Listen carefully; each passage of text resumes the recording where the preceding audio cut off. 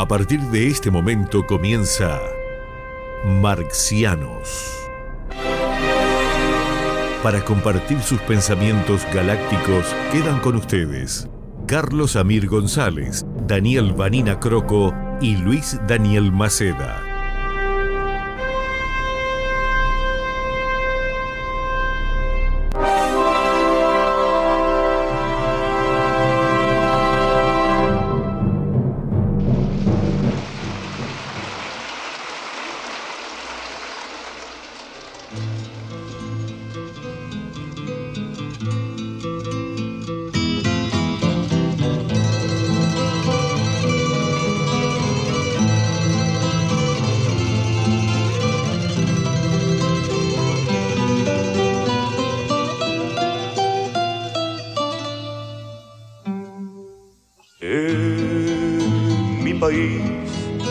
Qué tristeza, la pobreza y el rencor. Dice mi padre que ya llegará desde el fondo del tiempo otro tiempo, y me dice que el sol brillará sobre un pueblo que él sueña labrar. Suele solar en mi país, qué tristeza, la pobreza y el rencor.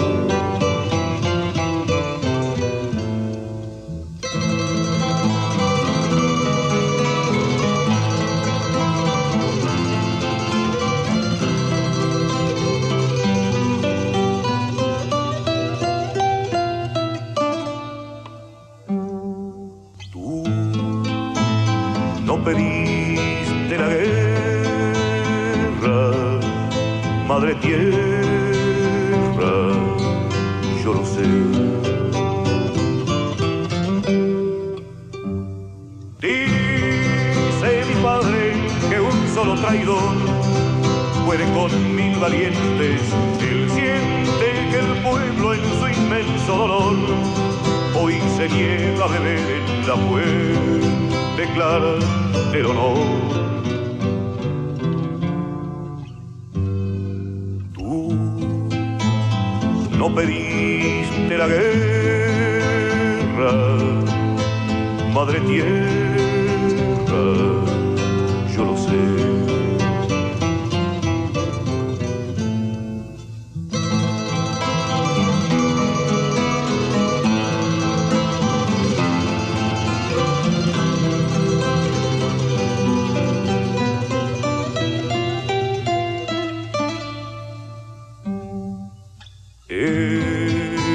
País somos duros, el futuro lo dirá.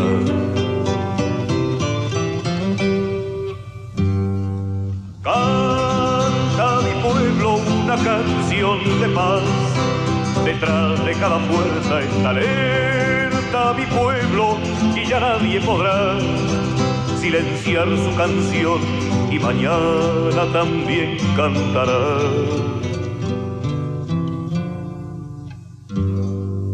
En mi país somos duros, el futuro lo dirá.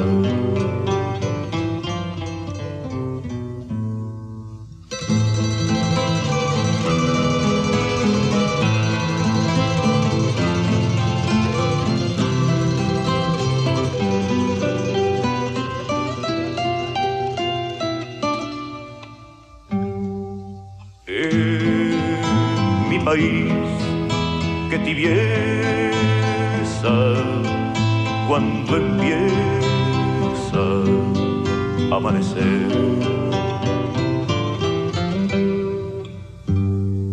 Dice mi pueblo que puede leer en su mano de obrero el destino, y que no haya divino ni rey que le puedan marcar el camino camino que va a recorrer. En mi país, que tibieza cuando empieza a amanecer.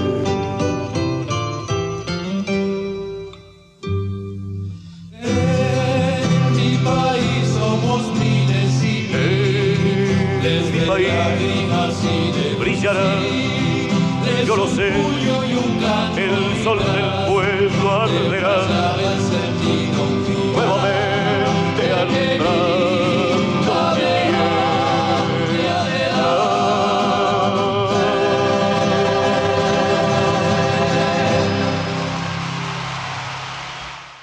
Buenas noches, estimada audiencia de Marcianos.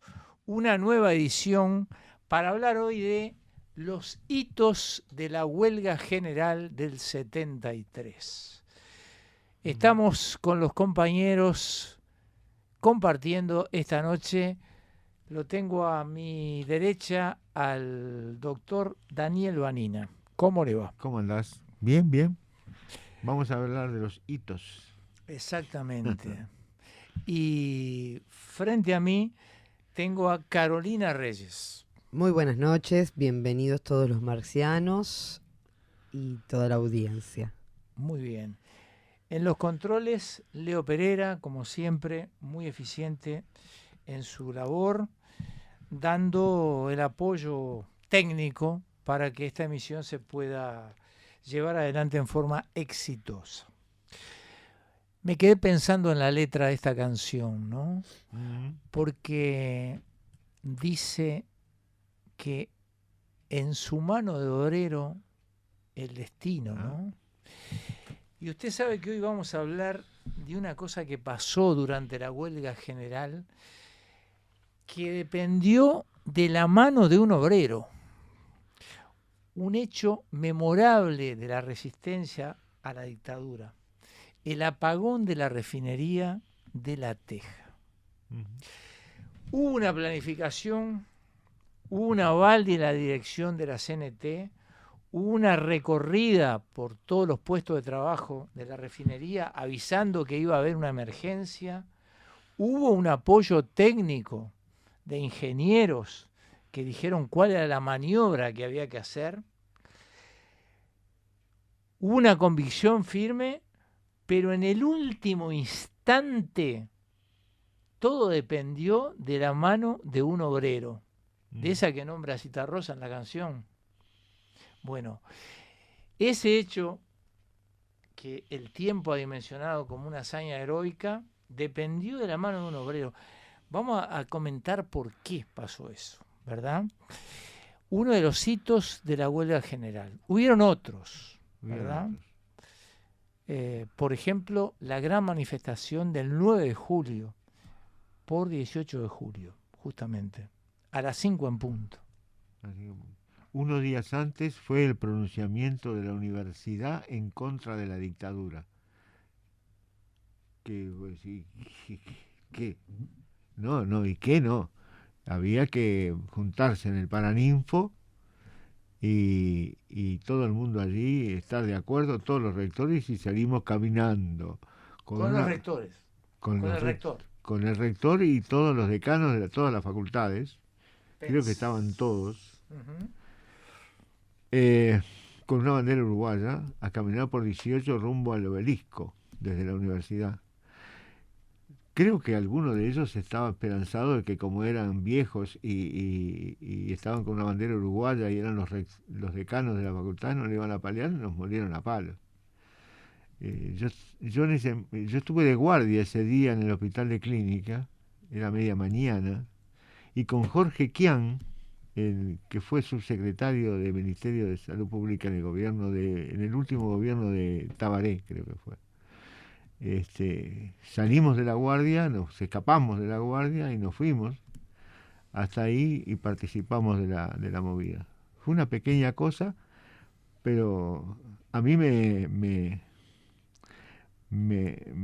conmovió que en el Paraninfo todo el mundo gritara CNT, CNT. En la universidad no era muy prestigiosa ni famosa la CNT, porque era bolchevique en aquel tiempo. Pero era el reconocimiento de la juventud hacia los obreros que estaban en ese momento siendo notoriamente la vanguardia. Disculpen la emoción, pero los viejos nos emocionamos siempre. Sí, es entendible. Son momentos muy fuertes, ¿verdad? Ayer a mí me pasó, ayer hubo un homenaje al apagón de la refinería en la refinería de La Teja. Hubo un paro de parte de los trabajadores de ANCAP y un acto donde hablaron los integrantes de FANCAP de las nuevas generaciones, y habló un compañero que fue parte de la resistencia, digamos, que participó en la huelga, Gene Mateo. Y yo tuve un recuerdo que también me conmovió cuando lo escuché hablar, porque durante muchos años yo iba en ómnibus a trabajar a la refinería y el ómnibus doblaba una esquina allá cerca de la Inca, y en una esquina había una pintada que decía: liberar a los compañeros de ANCAP, Uriarte, Cuello y Mateo. Y yo pasaba en el ómnibus, era un muchacho muy joven, y decía, ¿quiénes serán estos en plena dictadura? Bueno, ayer dos de ellos, Uriarte y Mateo, estaban en el acto donde se conmemoró el 50 aniversario del apagón de la refinería, ¿verdad? Viejos, muy viejos, seguramente. Sí, mayores, ya jubilados los dos, pero bueno, estaban ahí y realmente tuve un toque emotivo también, ¿verdad? Porque digo, qué increíble, ¿no? Las vueltas.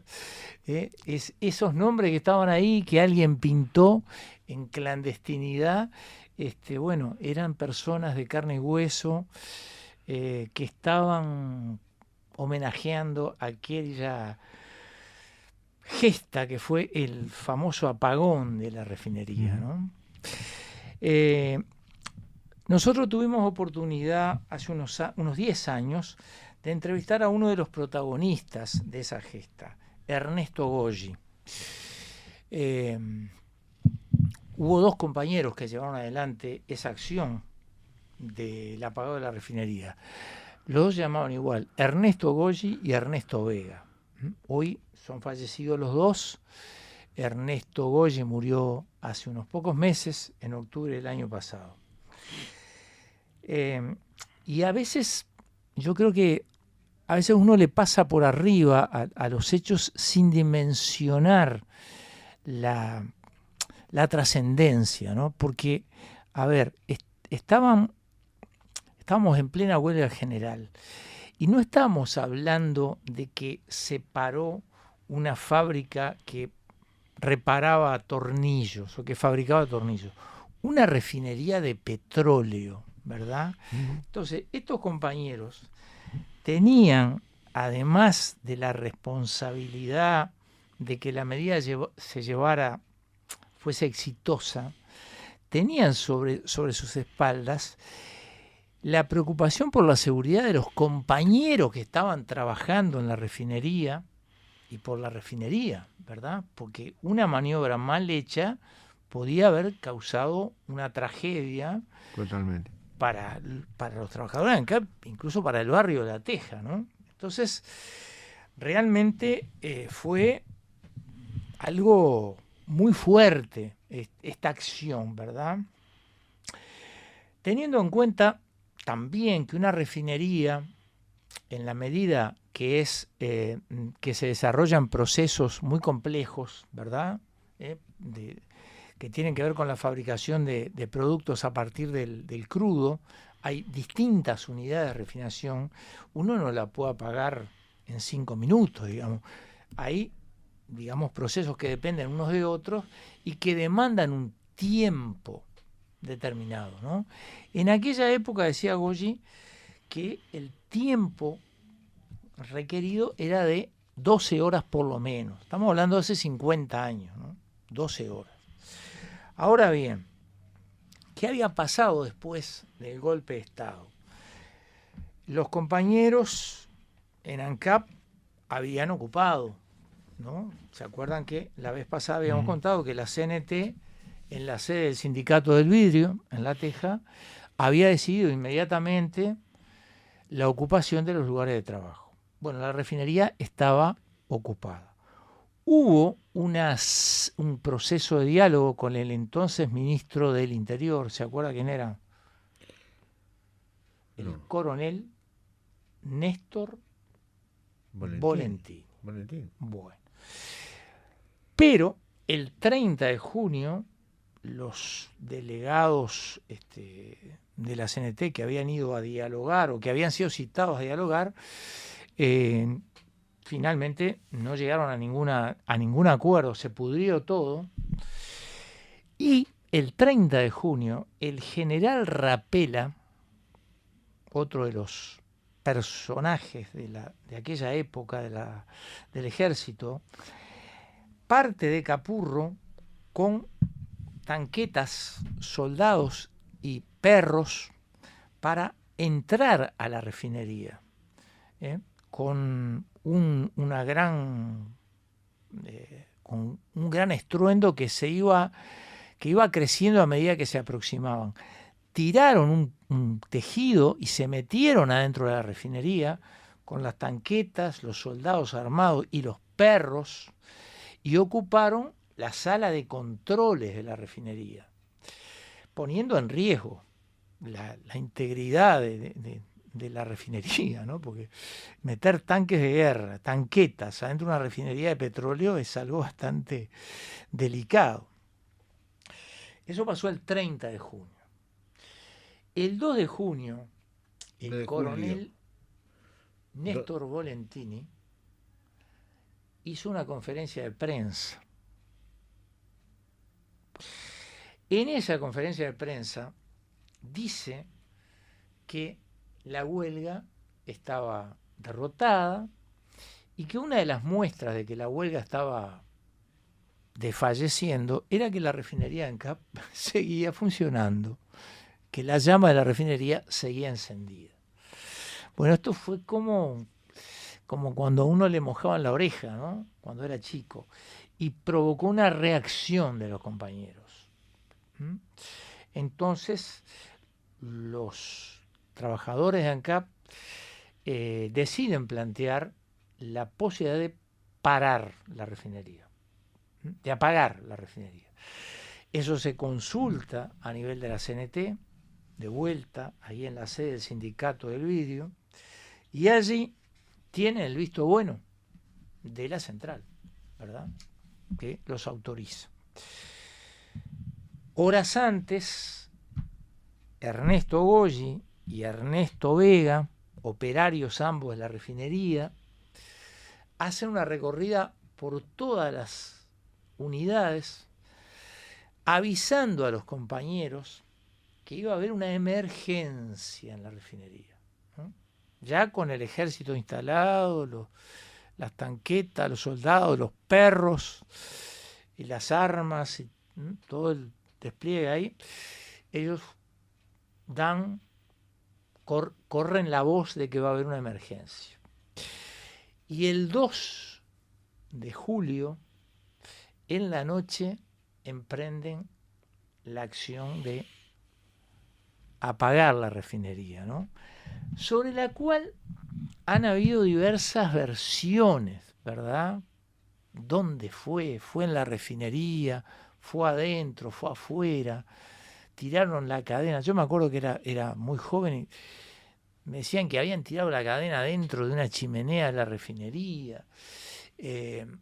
Después decían que había un compañero que había estado herido, que se había quebrado, que era Goyi en esa acción. Bueno, todas esas se fueron generando distintas versiones, ¿no?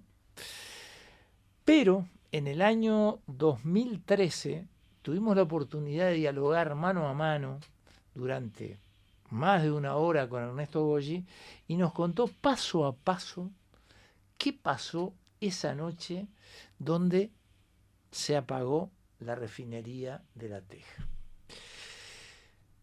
¿Qué le parece si escuchamos el relato que hace Goggi de esa acción heroica que fue, digamos, un espaldarazo para que la huelga siguiera adelante y llegáramos a otra instancia, a otro hito fundamental, que es el 9 de julio? Vamos a escuchar lo que Ernesto Goggi relataba acerca de esa acción el día 2 de julio de 1973. Carolina Reyes, adelante. Muchas gracias. La acción consistió en tirar la cadena y dejar fuera de servicio la sala de transformadores ubicada en las proximidades de Humboldt y Luis de la Peña, donde pasan actualmente los accesos. Muy bien. Ayer en el acto me decía un compañero que efectivamente esa era la subestación número 45 de UTE. En aquella época, hace 50 años, abastecía de energía eléctrica a la planta. Está ubicada en Humboldt, para los que son los oyentes de La Teja, seguramente van a ubicar, en Humboldt y Luis de la Peña, cerca de unas viviendas obreras que hay. La ruta le pasó por arriba a esa subestación de UTE, ya no existe más. Pero digamos, la acción se desarrolló fuera de la refinería, no adentro, afuera de la refinería. Seguimos, Carolina. Allí había una sala de transformadores de alto voltaje que transformaban los 6.300 voltios que recibían de UTE y salían a 2.400 voltios para la refinería. En la refinería llegaba la carga a la central térmica. Estas salas de transformadores estaban fuera de la planta. Su perímetro era un cuadrado. Uno de los lados estaba de espaldas a la refinería y por ahí nos metimos. Dejamos el auto a unas cuadras en las casitas obreras que todavía están. Del lado opuesto, hacia la calle, estaban tomando mate un par de milicos sentados y con el caballo atado en la puerta. Claro, en la parte, digamos, de adelante de la subestación estaban los militares, los milicos, como dice Goggi, haciendo guardia. Y ellos entran por una pared de ladrillos de la parte posterior, ¿verdad? Saltan e ingresan a esa subestación. ¿Con qué ingresan? Con una cadena, ¿verdad? Me la imagino una cadena grande. Cadena grande, no era una cadenita, era una cadena grande. Y allí pasa algo bastante complicado que vamos a ver en la segunda parte, en la segunda media hora vamos a relatar qué es lo que pasó después que están adentro de la subestación. Carolina Reyes, ¿cuáles son las vías de comunicación? Se pueden comunicar a través de WhatsApp al 098-190-384 o a través de la línea fija 2903-0302 o 2903-0304 y a través de Twitter @marxianos_t. Muy bien.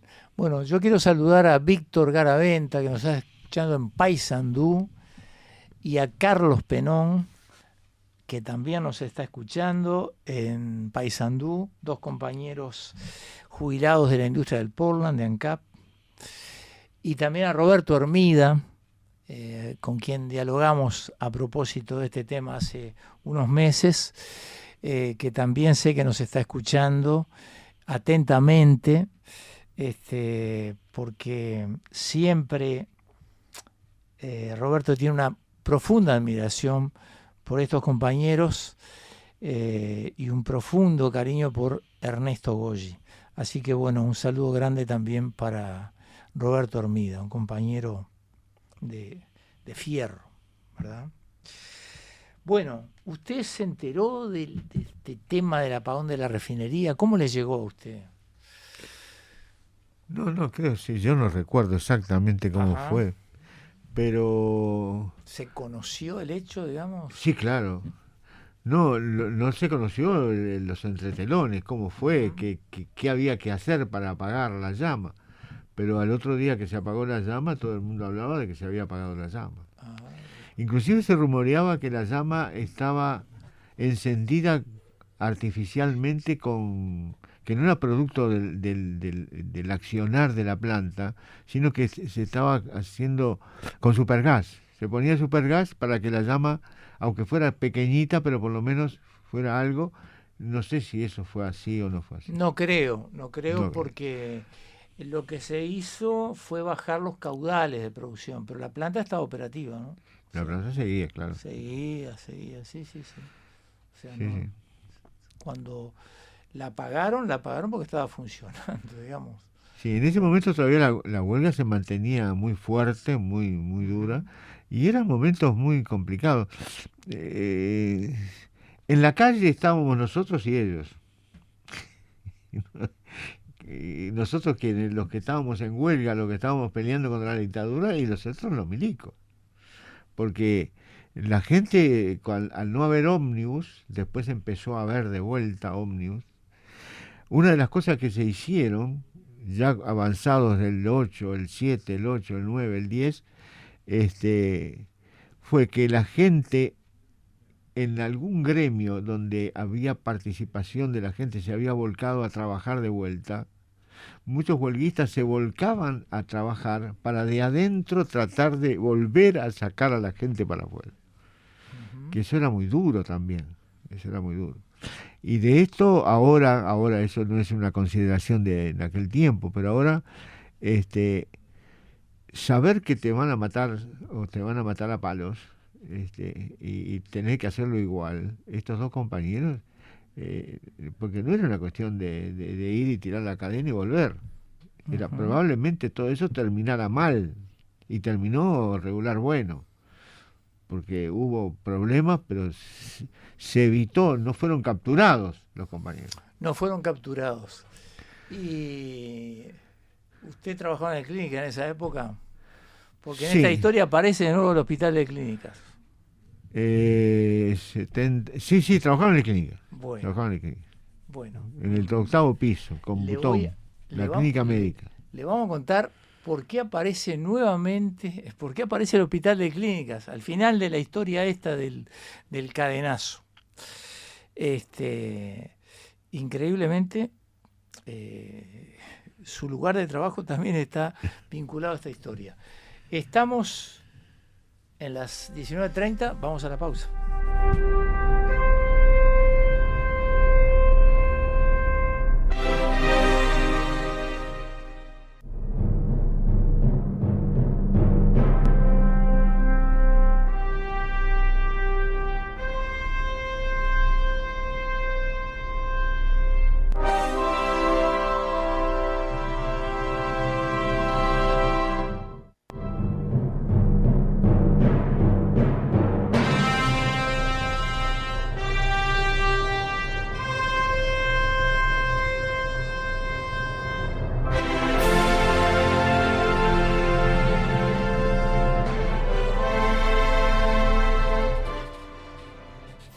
Estimados oyentes, volvemos entonces con Marcianos, hablando de los hitos de la huelga general del 73. Estábamos repasando uno de los hechos heroicos de esa huelga. La huelga fue heroica, ¿verdad? Pero algunos hechos fueron realmente trascendentes. Esa huelga tuvo uno de los capítulos fundamentales en el apagón de la refinería. ¿Tenemos comunicación con un oyente? Carlos. Con Carlos está Con ahí. Carlos. Con Bueno, Carlos. muy bien. ¿Qué tal? ¿Cómo están, compañeros? ¿Cómo les va, marcianos y marcianas del día de hoy? ¿Qué tal, Carlos? Un gusto, Carlos, tenerte. Está difícil superar los rasgos emotivos a los cuales en la voz de Luis se evocan todos estos hechos históricos con el eje impresionante y el marco de aquel pueblo uruguayo que un miserable, como decía Oscar Andrades, podía evocar en el Parlamento hace unos días de que el pueblo uruguayo había sido indiferente al golpe de Estado del 27 de junio, cuando el propio parlamentario Enrique Rodríguez, no solamente miembro del Partido Comunista del Uruguay, sino que además miembro de una clase social que es la clase mayoritaria, no solamente del pueblo uruguayo, sino de los pueblos del mundo, en el sentido de que no habría bienes y servicios que hiciesen posible la vida humana si no fuese porque existe una clase social, la cual en nuestro país, como en muchos países del mundo, cuando lo que es el brazo armado de las clases dominantes, que a lo largo y ancho de la humanidad, en este patético siglo XXI y 500 siglos antecesores a nos han hecho vivir en el sistema capitalista. Uno de los sistemas que, como dicen mucho, por el lado de un oligarquito como es nuestro actual presidente, dicen los Maya Oro son esa clase que hace posible que la vida continúe, ocultando en realidad detrás del escenario a miles de familias que criando y educando a sus hijos posibilitan la continuidad de una producción material y de servicios que sí hace posible la vida. La clase obrera, esa clase que ustedes están evocando, y de la cual se sienten orgullosos. Yo lo decía hacía no mucho en la presentación del libro de Luis Maceda, que me hizo el honor de presentarlo. Luis me contaba cómo, siendo un profesor de filosofía y siendo un psicólogo recibido también en esta universidad, él proviene de las posibilidades económicas que le brindó un obrero del volante, que era su padre, y su madre, una ama de casa, como también lo es el doctor Daniel Vanina, o sea, dos académicos que tengo el placer de acompañar en este programa Marcianos, provienen de familias obreras. Yo también lo soy, de una familia monoparental, de una empleada doméstica. Y hoy podemos recrear, gracias a nuestras familias, este hecho que es la lucha, y va a ser, con toda seguridad, pese a muchos sinvergüenzas, canallas y miserables que trataron en este 27 de junio, a 27 años de la huelga general, a 27 años del golpe de Estado,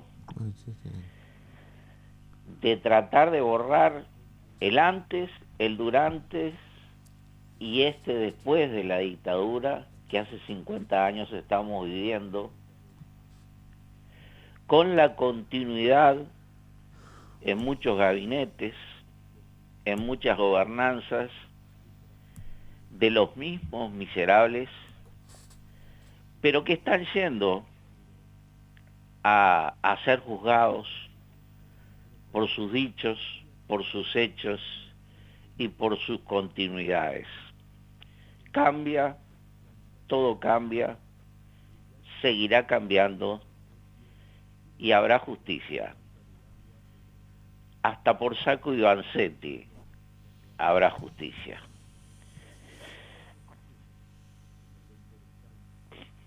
Viva la huelga general, viva la clase obrera. Lamento mucho caerme en la emotividad, pero tal vez sea necesario, porque la canalla existe, respira y continúa. Y nosotros todavía tenemos que hacer conciencia de lo que hemos sido capaces de frenar en algún momento y de lo que tenemos que seguir siendo capaces de unir, organizar y continuar en el tiempo para que un mundo diferente pueda nacer. Muchas gracias, Carlos. Abrazo fraterno, compañeros. Gracias, Carlos. Muy bien. Bueno, las emociones nos recorren a todos, ¿verdad? Desde cada dimensión subjetiva aparece la evocación, el recuerdo y la emoción asociados, ¿no? Bien, volvamos a la noche del 2 de julio de 1973. Estábamos precisamente en el momento en que Ernesto Goyi y Ernesto Vega, que me acaba de aclarar el compañero Roberto Hormida, que no era refinero, era obrero del taller de instrumentos, y también me acaba de aclarar Roberto Hormida que la planta que la refinería estaba funcionando a un 20% de su caudal, pero que estaba funcionando. Están por entrar al predio de la subestación número 45, ubicada en Luis de la Peña, cerca de la calle Humboldt. ¿Qué pasa en ese momento en que están entrando con la cadena, que no era una cadenita de colgarse, era una cadena grande, para generar la acción que culminó con el apagón de la refinería? Carolina, vamos al relato de Ernesto Goyi y de esas horas tan dramáticas. Llega a decir Ernesto Goyi: nunca tuve tanto miedo en mi vida. Noche del 2 de julio de 1973. Como dije, vinimos desde las viviendas, atravesamos un abrojal que había y yo subo primero por la pared de ladrillos. Llego arriba y le pido a Vega la cadena antes de tirarme, que pesaba bastante. Desde lo alto la tiró para adentro, cayó en el pastizal y me ganó hacia adentro del predio. Ahí me doy cuenta que abajo había una canaleta, un canalón por donde se mandaba hacia afuera el agua de la lluvia. Vega se tira después y cae en la canaleta de desagüe con tan mala suerte que se quiebra el pie y la pierna, con una fractura expuesta. Nunca tuve tanto miedo como ahí. Estaba con muchísimo miedo. Y lo que hice después lo hice por convicción, porque era necesario apagar la antorcha y parar la refinería. Pensé que no salíamos. Había 2 barras, una positiva y una negativa. Para que dejara de funcionar el transformador, la cadena tenía que pegar en las 2 barras y no fundirse. Por eso era gruesa. Vega, quebrado y con un dolor terrible, pero me alentó a mí.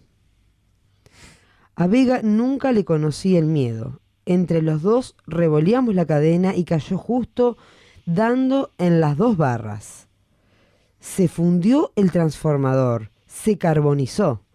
Se produjo un ruido terrible y un fogonazo. El caballo se espantó y los milicos se fueron también. En la refinería se cortó la energía. Se multiplicó la cantidad de gases, aumentó la presión y eso se volcó al exterior por la antorcha. La llama se hizo inmensa, iluminando toda la teja y el cerro, como si fuera de día.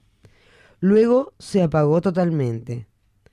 Entretanto, nos fuimos por la misma pared que entramos. Caímos entre el pasto. Yo arrastrando como puedo a Vega con la pierna quebrada que le dolía muchísimo.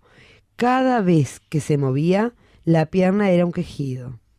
Y fuimos rumbo a las casitas obreras, donde habíamos dejado el auto. Bueno, ¿qué me cuenta, doctor Vanina? Fractura expuesta. Eso es terrible, Es terrible. es terrible, porque los huesos salen para afuera. Y es muy difícil de reducir. Reducir en términos médicos es reconstruir más o menos como estaba, a tientas, pero reconstruir, que cuando la fractura no es expuesta, las cosas son un poco más sencillas. Pero la fractura expuesta es terrible. Y gente neófita que no sabe nada de medicina, de traumatología ni de huesos. Y está. Bueno, y ahí entra en esta historia el hospital de clínica, porque Claro. ¿a dónde van?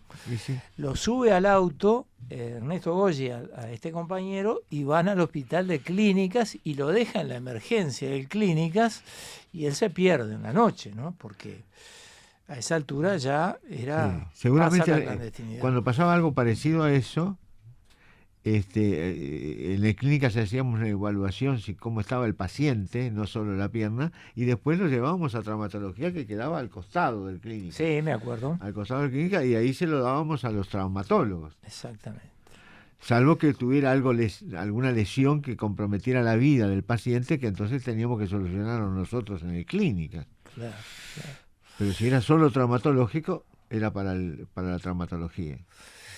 Bueno, y esta fue la acción heroica y dramática, con su cuota de dramatismo, que se constituyó en uno de los hitos más importantes de la resistencia al golpe de Estado, y que posibilitó de que la huelga adquiriera fuerza, digamos, pudiera sostenerse en el tiempo y llegara hasta el 9 de julio, ¿no? Cuando también se produce otro hecho muy importante, a las 5 en punto.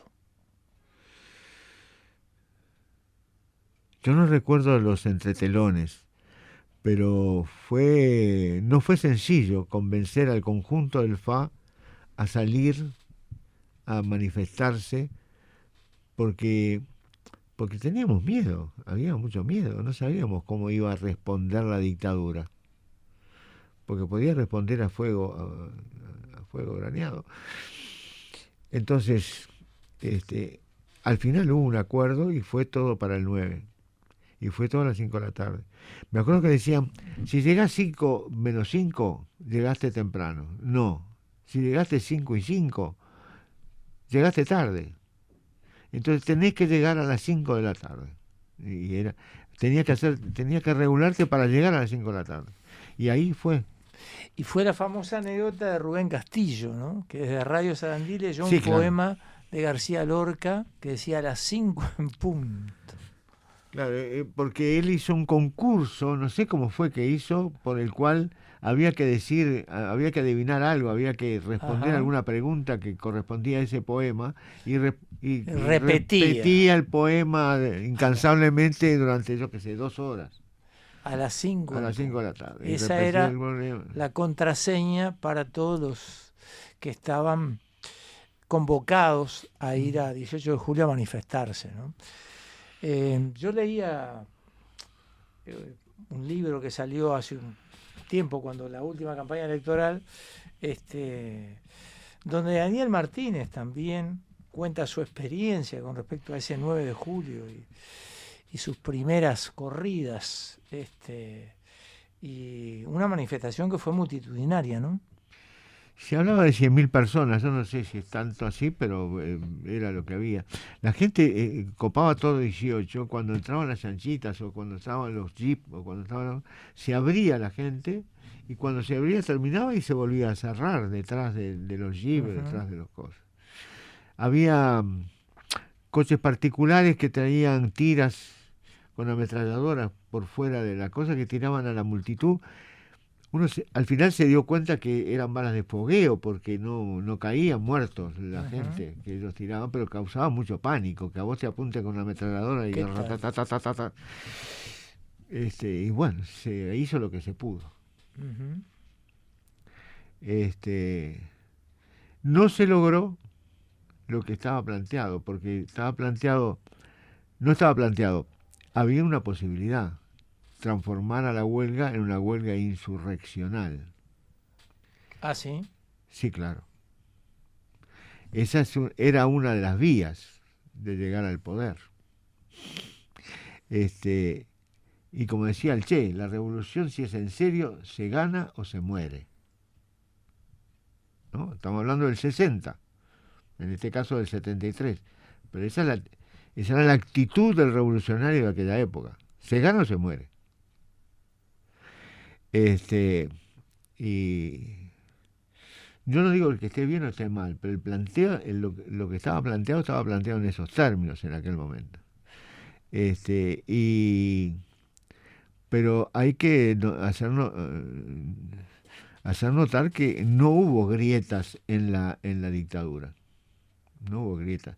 No se levantó un sargento con 4 milicos en una comisaría a favor de la huelga y en contra de la dictadura. No. Hubo un capitán de la Armada, que no recuerdo. Lebel, que fue compañero de una compañera mía del Casmo ahí, que lo conocí personalmente. Un excelente tipo.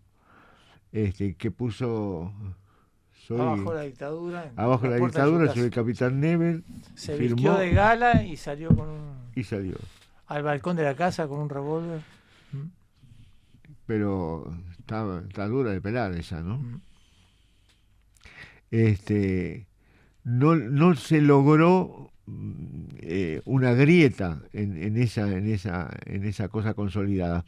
Eso fue una característica que tuvo la dictadura uruguaya, que no tuvo un Pinochet o un Castelo Branco, ¿no? Sino que fue el compacto de las Fuerzas Armadas. Y